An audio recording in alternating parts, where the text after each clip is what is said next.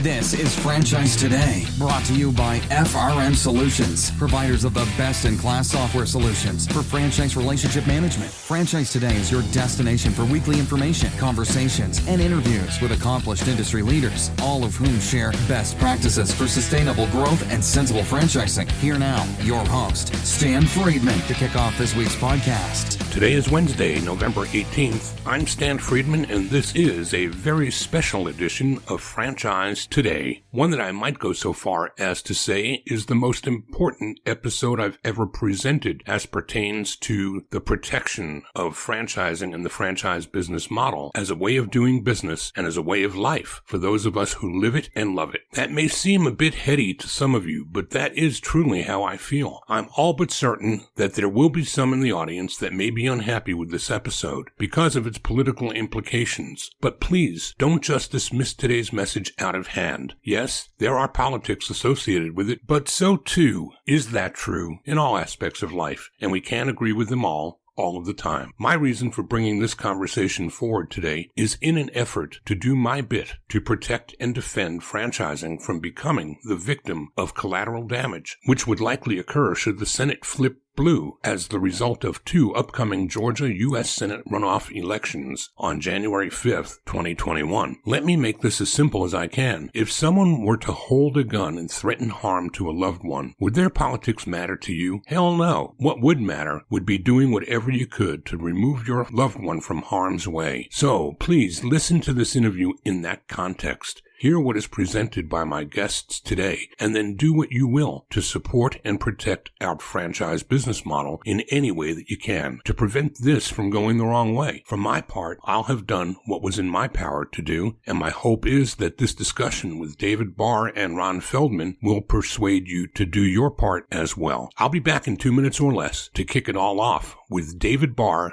and Ron Feldman. But first, this quick timeout.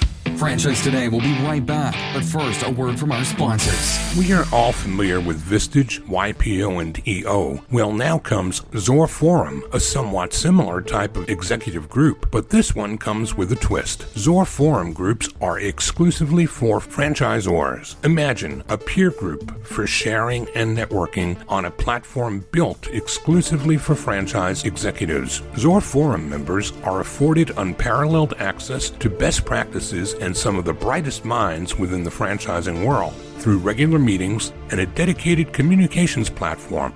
In this post-COVID world, a franchise-specific mastermind or peer group is an endeavor worth making time for. Zor Forum groups of 6 to 10 will bring leaders together that are in similar situations, but with exclusivity in terms of their competitive sets, so that each can openly help others benefit from their respective knowledge, perspective, and experience with no fear of competitive loss. Network, learn, strategize, and remain motivated along your journey. Join a peer group, not just any peer group. Join the only one designed for emerging franchisors. Join Zor Forum. Learn more at zorforum.org. That's www.zorforum.org.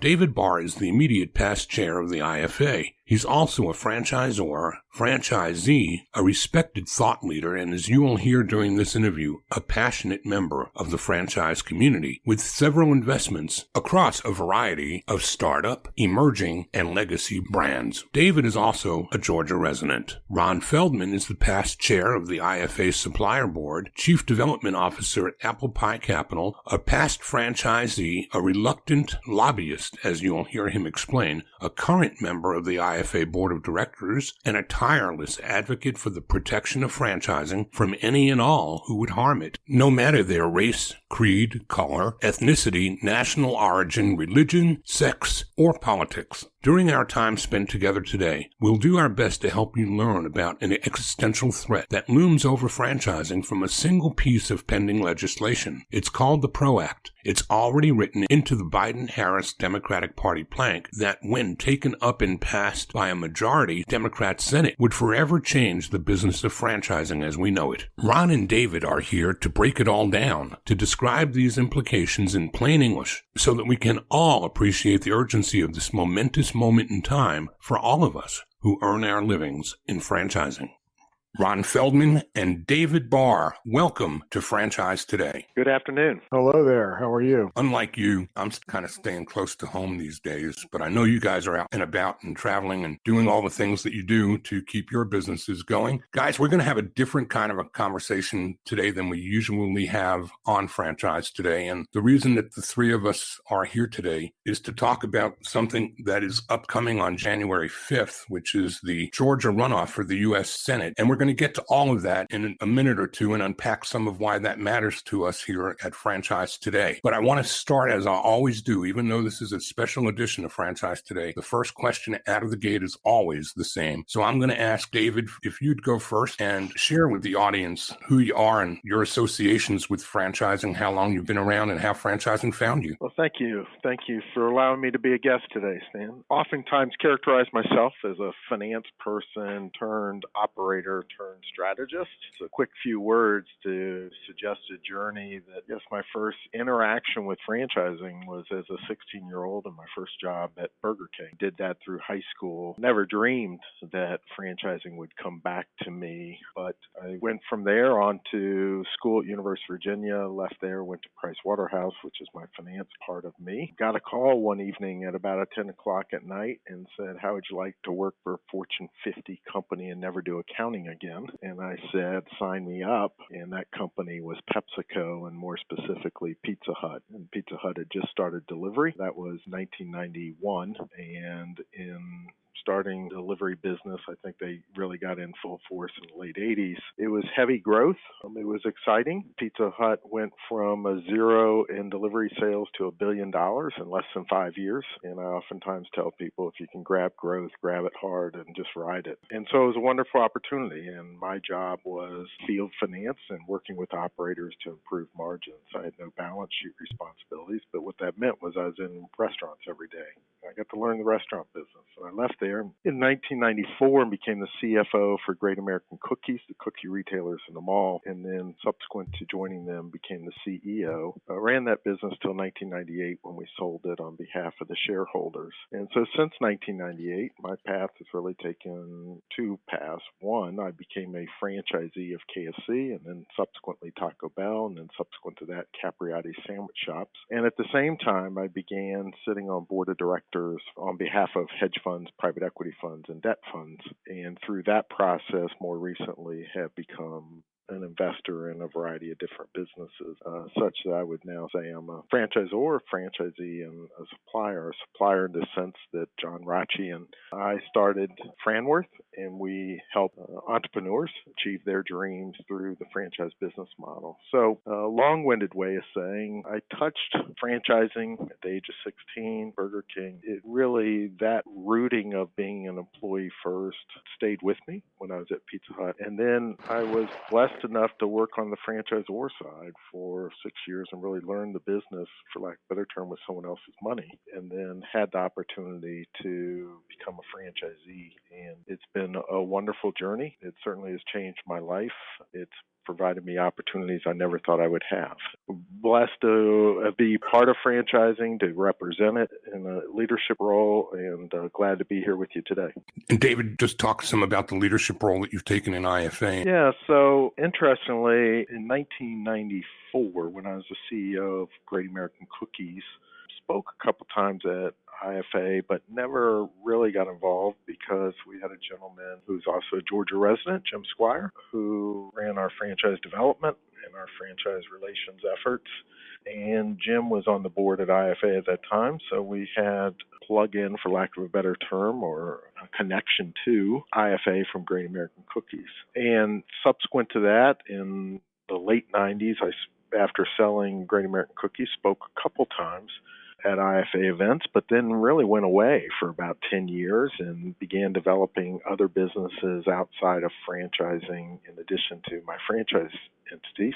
And in 2009, Doc Cohen asked that I speak at an event that he was hosting, and I did so. Met some great people at IFA, and subsequent to that then began getting more involved and was honored to be able to be the past chair, or the current past chair, but be the chairman of IFA in the 2019-2020. And maybe even a bigger blessing, Stan, is that my tenure as chairperson ended in the third week in February 2020, and Catherine Monson took over the reins. She's done a terrific job during COVID, but certainly been trying times. But I say all that to say, being part of IFA is like much else in life. You get out of it what you put in. I've received as much as I've given, and while it's been a lot of hard work at times, the friendships I've obtained, the knowledge I've obtained, the connectivity to my business that I've obtained has all been wonderful. Well, the passion in your voice is evident, and we're going to bring all that back around as to why we are here today and what it is we're going to talk about. But we're going to let Ron take a crack at introducing himself as well. A tough act to follow there, Ron, but I know who you are and how much you carry, so have at it. Well, thanks, Dan, and thanks,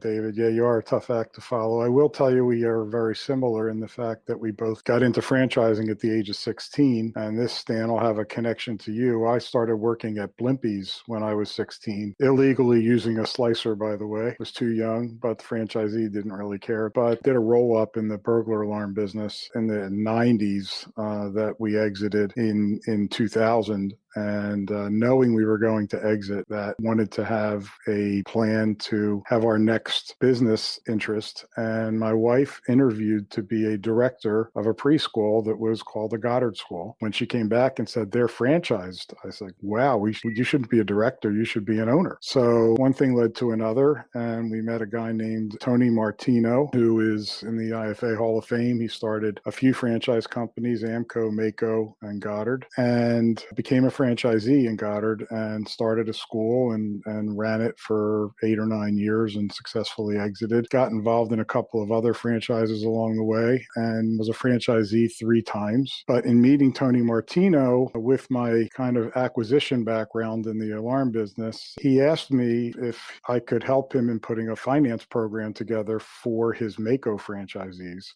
Back in the early 2000s, I was working with, at the time, Bernie Siegel and Nate Greenberg, who are longtime franchise people. And we put a program together for his franchisees that ultimately morphed into a business, and been doing franchise finance ever since, with a stint along the way at Frandata doing advisory work and consulting. Fast forward to my current role at Apple Pie Capital. While I was at Frandata, we had a client who was the founder, Denise Thomas of Apple Pie Capital, on how to launch Apple Pie. I was the one who draw the long straw or the short straw, depending on who you ask, and helped in the formation of basically the underwriting and the business development model for Apple Pie. And fast forward another couple of years, and I joined Apple Pie, and that's where I currently hang my shingle. And in terms of the IFA, I guess my passion kindled in the Great Recession when the government made a couple of really bonehead decisions as it relates to financing acquisitions in the SBA world, and was fast forwarded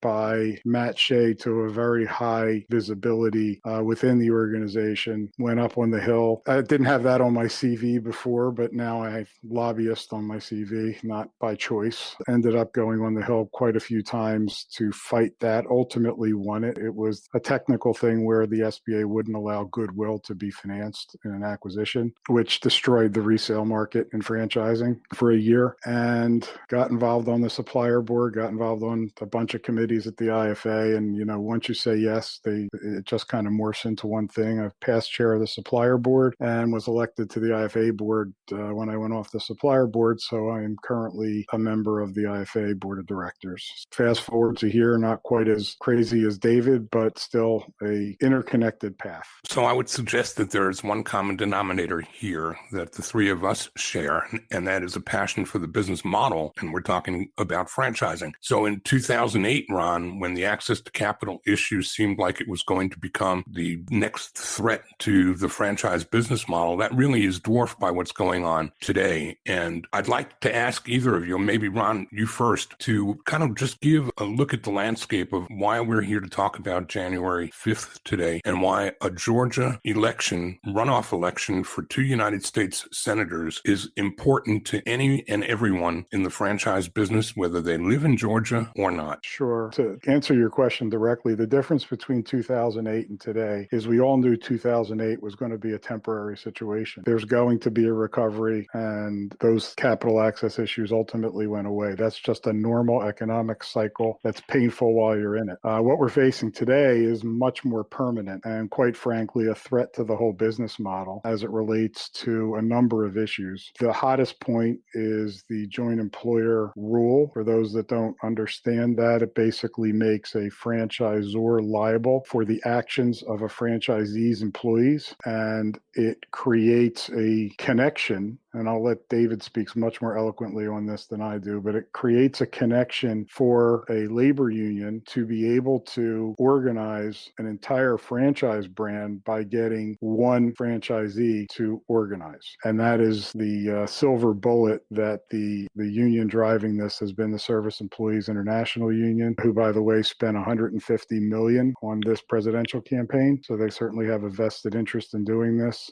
That's probably the number one risk in it. There's more than that, but I think we should focus on that because that, I believe, is an existential threat to franchising. There's no reason for a franchisor to have franchisees if they have liability for their employees and only collect the royalty that they're collecting. All right. So, David, we've seen this joint employment issue for the last 3 or maybe 4 years already by now. Why does so much hinge on this election that's going to make a difference between what we've dealt with until now and what we would be dealing with should the Senate flip? Yeah, in essence, I think it's the difference between what might be considered regulatory bodies and legislation. Probably everyone knows who's listening to this broadcast. As of today, pre-January 5th, the Republicans have 49 seats, the Democrats have 48. Of course, Joe Biden won the White House, and the Democrats hold the House.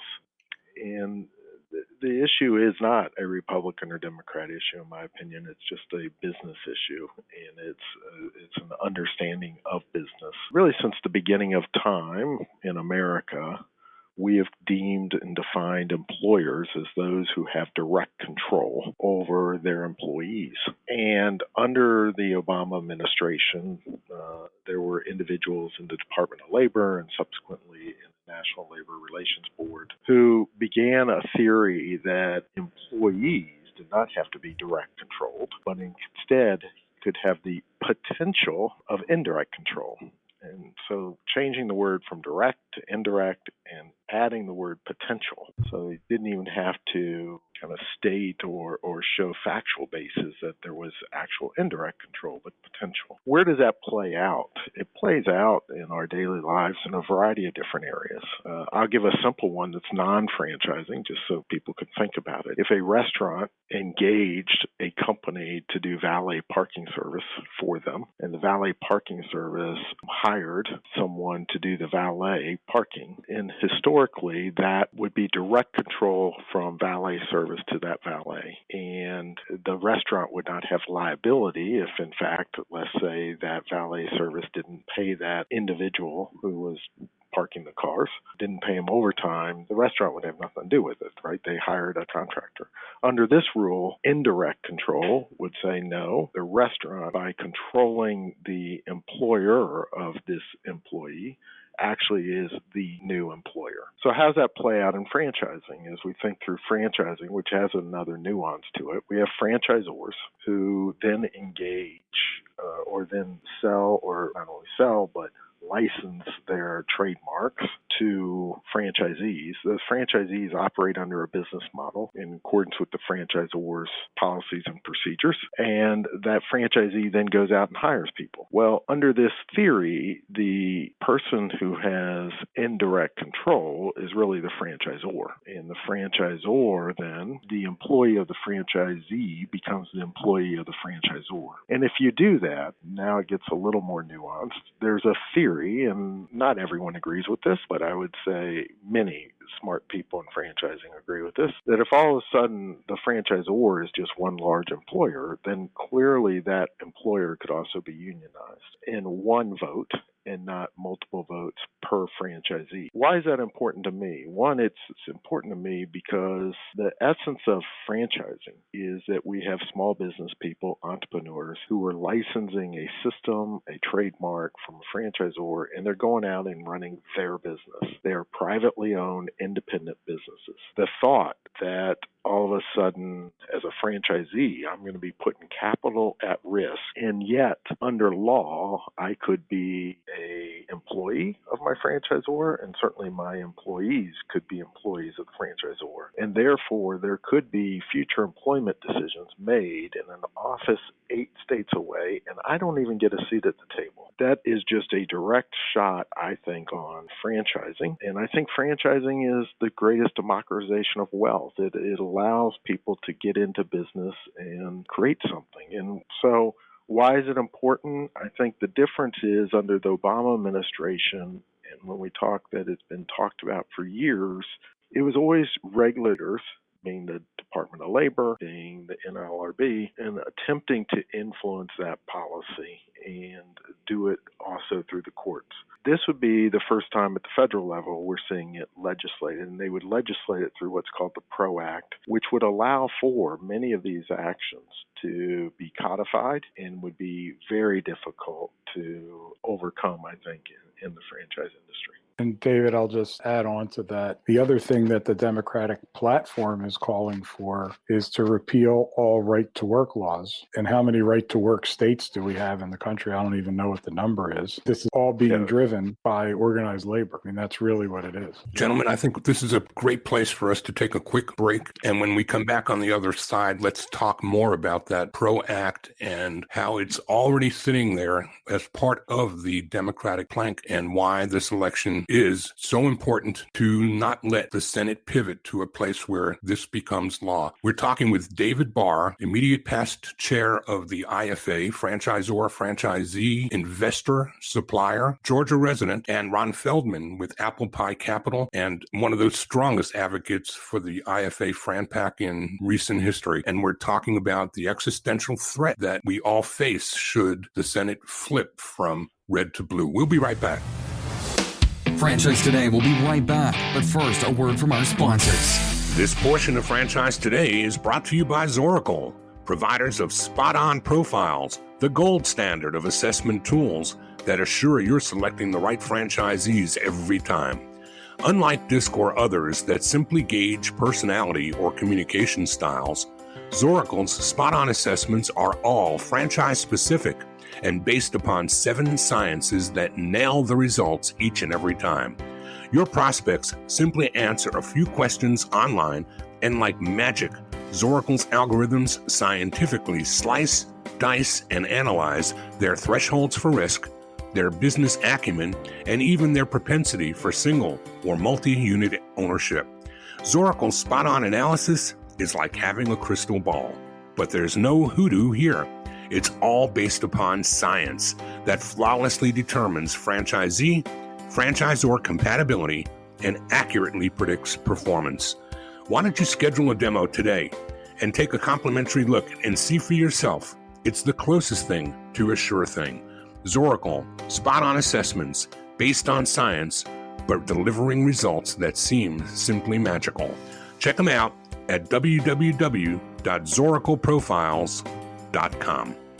And our conversation continues with David Barr and Ron Feldman, and we are talking about the upcoming January 5th Senate runoff election, not one but two Senate seats that actually are the deciding seats as to whether the Senate remains in Republican control or flips to the Democrats. And the conversation today is not about how you voted the top of the ticket and how good or bad you feel about what's going on as we await the certification of the election. What we're talking about is something called the PRO Act. This is an existential threat threat to us in franchising as a way of doing business. It's something that will be collateral damage should the Senate flip, which is legislation that is already written. There would be a willingness that isn't there as long as the red firewall remains in place. So politics aside, folks, this is all about your way of doing business and earning a living. Ron, there's something called the ABC test that's part of this legislation. Can you explain what that looks like? I will do my best. The ABC test is a change in what is deemed to be an independent contractor. And from a practical matter, the most visible thing we've seen is Uber and Lyft in California. There's a bill that passed and is now law called AB5 that was pushing and forcing Uber and Lyft and DoorDash and all the other folks to make their drivers employees. The gig economy is what they all fall under, spent a lot of money and got a ballot initiative in California that basically undid that portion of AB5 and allowed their independent contractors to remain independent contractors, but specifically related to the gig economy. There's 3 tests, and I'm going to read it because it's easier than trying to explain it. The worker is free from the control and direction of the hiring entity in connection with the work's performance, both under the contract for the performance of the work and in fact. That's number 1. Number 2 is the worker performs work that is outside the usual course of the hiring entity's business. And number 3 is that the worker is customarily engaged in an independent established trade, occupation, or business of the same nature as the work performed. That is very broad. Put that into bite-sized pieces so that this audience who's not listening to legalese on a day-to-day basis really can digest what you've just served up. Basically says that you need to meet all 3 of these things in order to be deemed an independent contractor. So if you have a cleaning service that comes in certain hours, then they're no longer an independent contractor. That the worker is also performing work that is outside the hiring entity's business, and that they are truly independent from your business. Think about a franchisee, franchisor. If you can prove joint employer as one test and then say, well, now I'm a franchisee, but I fall short in any one of these 3 things, am I now an employee of the franchisor? And why did I risk my life savings to start this business? And ultimately, when I want to sell it, what's it really worth if I'm selling it to another employee? So it is a far stretch by the legislature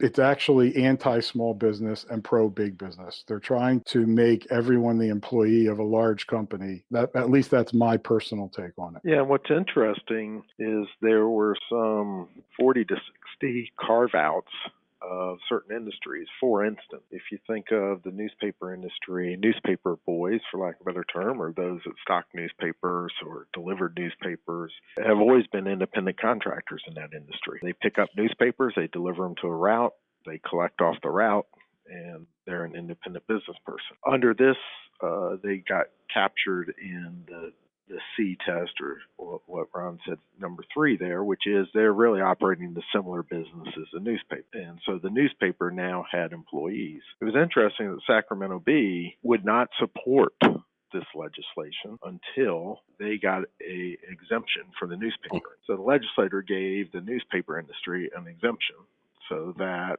their newspaper delivery people could be still maintained independent contractor even though they got captured in this law.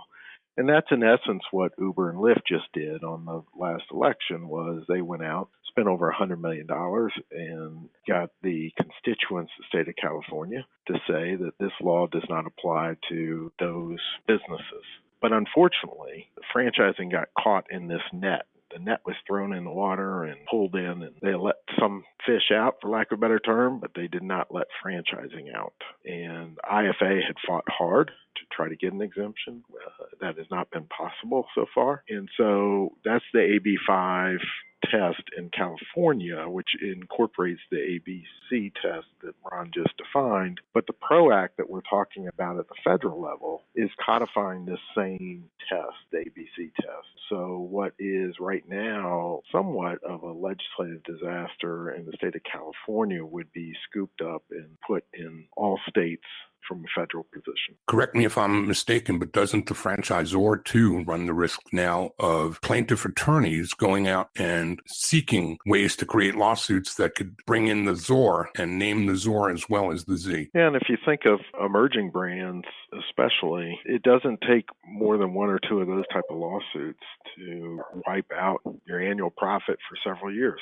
And that's just defending it, because you can stand, I think, fine today. Counsel's given different opinions as to how this is all going to play out. But the one thing we all do know, and I've had every counsel agree to, is there will be uncertainty, and there will be plaintiffs' attorneys, and there will be lawsuits. How those all sort themselves out to be determined. But if you're a smaller brand and involved in one of these, again, could put the whole franchisor at risk as to the exposure based upon this ABC test or joint employer. And I'll just add on to that. If you think about it, a franchisor is getting 5-6% of sales as a royalty, and that is their revenue. If they have employee liability for wage and hour claims, for workers' comp, I mean, who is the workers' comp carrier in that case? It's just muddies the waters up from something that's been working for 50 years. They're changing something that's really been working pretty well for 50 years in the whole franchise world. It's crazy. So what is it we are asking today? We're asking, Ron, for anyone and everyone who makes their living in franchising that has a friend, a relative, a family member, a franchisee, anybody who knows anybody who can cast their ballot in Georgia in these Senate runoffs. We're asking them to do what? We're asking them to make the decision. If I lived in Georgia, I would be a one-issue voter on this particular case because I am in franchising. I believe in franchising, and this issue is more important than any other issue to me. And I'm asking everyone to consider that this issue be the issue that sways their vote. And if we have a divided government will be better for America. And in my opinion, the Georgia Senate races need to go red so that we can ensure that stuff like this doesn't become legislation. Right now, as David said, it's always been regulatory or executive orders. Executive orders change and regulators change with every new administration. They're trying to codify this in permanent legislation. David, I've read today that Democrats are actually trying to solicit people to move to Georgia between now and the 7th of December so that they could be here with enough time to register, even though they didn't vote in the general, that they would be able to, as legal residents by December 7th, vote in the runoff. What is it that we can do? What's your last parting thought between now and January 5th to convince them that this is the most important decision they will ever vote on? 3 words come to mind. I would engage, I would educate, and I would activate. As far as engaging, I know many people are listening to this who are outside of Georgia, and you have some Georgia residents as well. So engage however you can. I believe the one way to do that, if you're out, is if you can support one of the senators of your choice monetarily, that would be great. There's going to be a lot of money flowing into this state on both sides. And whether we like it or not, money matters in politics. So one, you can engage. If you're out of state, you can do it that way. You can, if you're in state, you can do it with your pocketbook or your feet, but get involved. As far as educate, certainly if you're in and around Georgia, but in addition, if you're a franchisor listening to this and you have franchisees in the state, educate them and ask them to educate others. We need people to know about this issue and the impact on this franchise industry. And then finally, it's activate. And that is, let's just not make it words. Let's really get out and do something about it. Let's make a difference. Our livelihoods for many of us are at stake, and I presume those who are listening in your audience today, their livelihoods are very dependent on this. This isn't just puffery and words that Ron and I are speaking. It truly is a huge shot at the bow of the ship of franchising. It's made a difference in my life. I want to make it safe so that franchising can make a difference in more lives in the future. Read the platform. This is not press or spin. These things are literally on pages 14 and 15 of the Democratic platform in plain English. Just read it, get educated, educate everyone that you know, and to David's point, activate and use your feet, use your mouth. This is a critical moment in the future of the franchise business model. Ron Feldman, David Barr, thank you so much for joining me for this very special edition of Franchise Today. Thank you. Thank you. As I said at the outset, This has been a very different but important episode of Franchise Today. I know that some among you may be rankled by this, and while I make no apologies for presenting it, please know that insulting any of you was certainly not my intention. My treatment of this issue is remarkably similar to my approach to diversity. Those of you who know me know that I have long been an advocate for diversity in franchising. There, like here, I have never tried to influence anyone's social, moral, or political compass. Rather, I simply do my best to make and share a business case for what I passionately believe is in the best interest of franchising and all of us in it. So as we close out today, I hope we've served up enough for you to chew on. An appropriate choice of words, I hope, with Thanksgiving just 1 week away. Seriously, we are into the holiday season already, and 2021 will soon be knocking. Franchise Today will take a break next week unless some breaking news compels us to post an episode. Otherwise, keep your distance and masks up, and as 2021 comes knocking, hopefully we'll enter the new year on more steady footing than we've had to deal with during this erratic year. But for now, you know the drill. Please stay safe. Keep doing the best you can. I'm Stan Friedman, wishing you the best, the very best of all things franchising, and Franchise Today is out. Franchise Today is a production of FRM Solutions, providing best-in-class CRM tools to empower relationships with prospective and existing franchisees. No excuses, just solutions. Find them online at frmsolutions.com. Join Stan every Wednesday at noon Eastern for another live episode of Franchise Today. Or, as always, download episodes on demand at blogtalkradio.com or iTunes. When you're part of a military family, you understand sacrifice and support. At American Public University, we honor your dedication by extending our military tuition savings to your extended family. Parents, spouses, legal partners, siblings, and dependents all qualify for APU's preferred military rate of just $250 per credit hour for undergraduate and master's level programs. American Public University. Value for the whole family. Learn more at apu.apus.edu/military.